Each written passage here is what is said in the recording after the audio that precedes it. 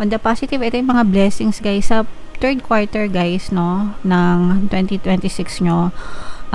Hooray, hooray. Pag sabing hooray, hep hep hooray, di ba?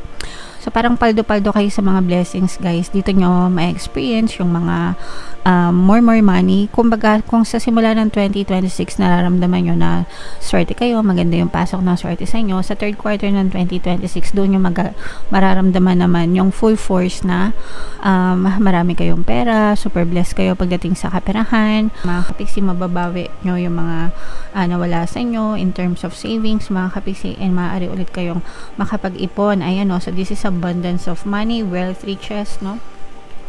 So, pagdating sa kaperahan, Leo, yung third quarter at saka fourth quarter ng 2026, doon na kayo talaga paldo-paldo, doon na kayo kukubra ng more money, more blessings. This is abundance of money, wealth, and riches.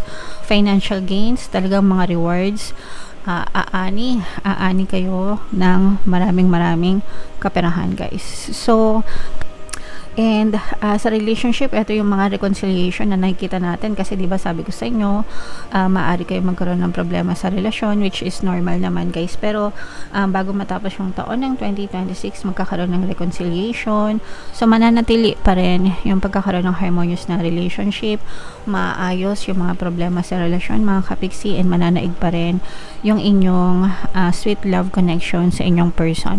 Meron, and sa negative naman, ito yung paalala guys kasi dito lumabas yung parang mga worst case scenario. Maaring may mga scam, may mga maskam, may mga maloko, may mga away.